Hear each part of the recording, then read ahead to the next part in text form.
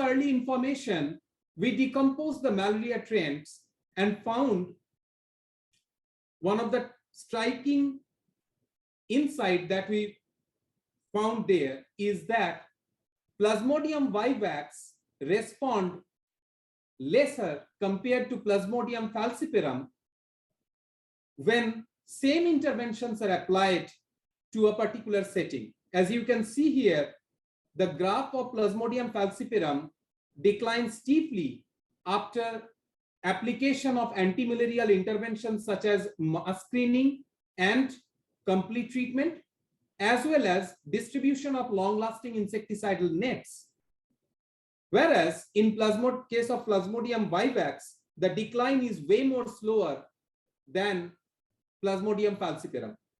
The second challenge that we noticed is that while Plasmodium falciparum has only one peak, Plasmodium vivax has a second small peak around the winter in many high endemic areas. The third challenge that we noticed is the outbreak-prone nature of Plasmodium vivax. As you can see, after the decline of malaria cases, the upsurge of Plasmodium falciparum, the upsurge of Plasmodium falciparum is very small, whereas there can be focal outbreaks of Plasmodium vivax. Based on this, as we mapped the seasonality of Plasmodium vivax and falciparum, we found that the seasonal upsurges are completely different for the two species. Following that, we separately mapped falciparum and vivax with different parameters of climate factors, such as the temperature. You can see even when malaria cases reduce, the gap between peak temperature and peak falciparum malaria, it remains same. So this particular lag, this also exists here while the country progresses to reduce malaria.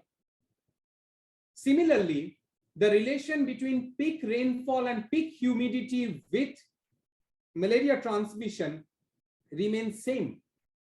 So essentially, while we are applying the major interventions such as early detection and complete treatment, surveillance, epidemic detection and control or outbreak detection and control, as well as integrated vector management, the three core interventions for malaria elimination, these interventions have not changed the course of malaria in terms of its seasonality.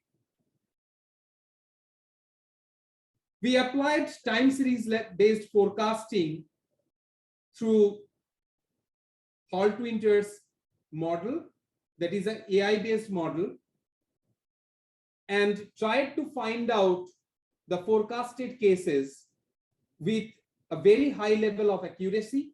So you can see that more than 85% accuracy was achieved, and this particular forecasted graph is very similar to the actual cases that happened during that period.